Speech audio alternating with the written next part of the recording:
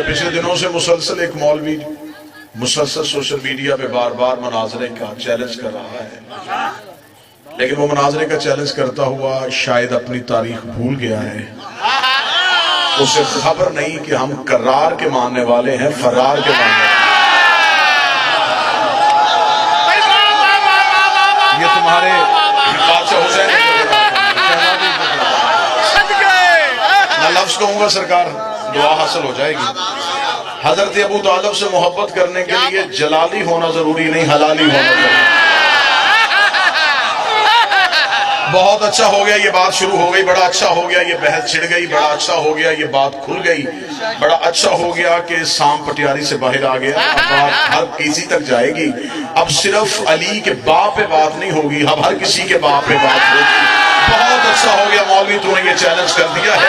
ہم مذہب آل محمد کی عزت کی قسم کھا کے کہتے ہیں، اس شیعہ قوم کی نوجوان نسل کی ترجمانی کرتے ہوئے میں ممبر آل محمد سے یہ جملہ کہہ رہا ہوں کہ اس ممبر سے لے کے سپریم کورٹ تک میری شیعہ قوم کا بچہ آنے کے لیے حاضر ہے۔ یہ بات چیلنج کی ہو ہی گئی ہے تو کسی اچھے معیار پہ، کسی اچھے ماحول میں یہ بات ہو ہی جانی چاہیے، یہ بات ایک دفعہ کھلی جانی چاہیے۔ علی کے باپ کے ایمان پہ بحث کرنے سے پہلے ہمیں پہلی 3 خلافتوں پہ جانا پڑے گا، ہمیں ہر ایک کے باپ کا ایمان چیک کرنا پڑے گا، ہمیں ہر ایک کے باپ کا شجرہ کھولنا پڑے گا۔ اور یہ میں ممبر پہ ہاتھ رکھ کے کہہ رہا ہوں کہ ہم علی کے باپ کا ایمان تجھے دکھا دیں گے، تمہیں اپنے پیروں کے باپ بھی کہیں چلیں گے۔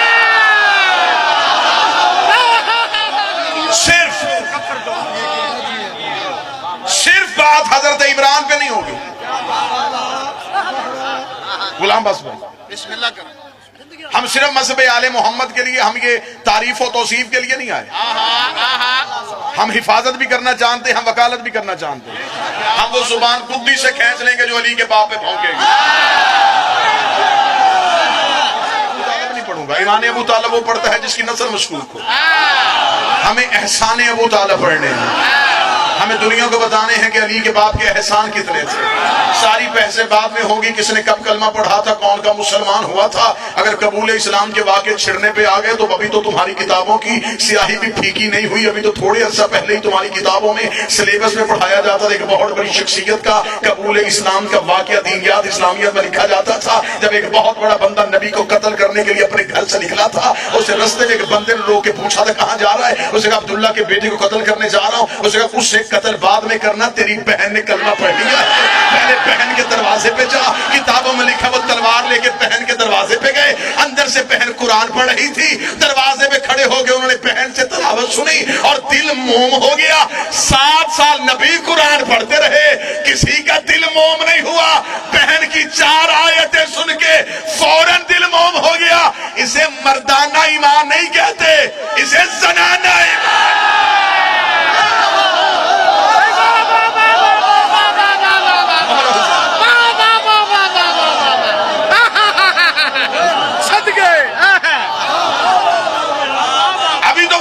کتابوں میں لکھی ہوئی ہیں، ابھی تو وہ جملے کتابوں میں لکھے۔ جب ایک بہت بڑے بندے کے بیٹے نے شراب پی لی تھی،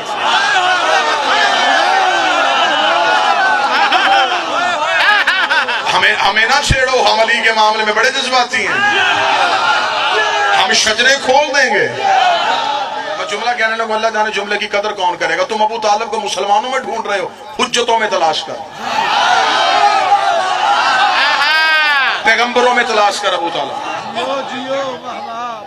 حضرت عیسیٰ سے لے کے نبی تک یہ جو درمیانی عرصہ ہے، اس سارے عرصے میں اللہ کی کون سی حجت تھی جو زمانے میں موجود رہی ہے؟ اور خدا کہتا ہے بغیر حجت کے لمحہ بھی زمین پہ گزارا نہیں ہو سکتا۔ حضرت عیسیٰ لے کے خاتم النبیین تک اگر کوئی درمیان میں نبی نہیں تو پھر کسی حجت کا تصور کو ماننا پڑے گا۔ حضرت ابو طالب حجت الہیہ ہے۔ حضرت ابو طالب کا علم سنایا جائے، حضرت ابو طالب کی شجاعت سنائی جائے، حضرت ابو طالب کا عرفان سنایا جائے۔ رات میں نے ملتان میں یہ جملہ کہا تھا، حضرت ابو طالب کا علم دیکھنے کے لیے صرف دیوان ابو طالب پڑھ لیا جائے تو دیوان ابو طالب کے لیے میں یہ جملہ کہوں گا کہ دیوان ابو طالب کا یہی تعارف ہے کہ اس دیوان ابو طالب کے بیٹے کا نام نہج البلاغہ ہے۔ اتنی فصاحت ہے دیوان ابو طالب میں۔ صرف ایک چیز کا جواب ہمیں ان مولویوں سے لے کے دیکھ لو، یہ سفید داڑھی والے ہیں یا سرخ داڑھی والے ہیں؟ ہمیں ان سے صرف ایک سوال کا جواب چاہیے. ہمیں صرف یہ بتاؤ کہ اسلام کی پہلی دعوت کس کے گھر ہوئی تھی؟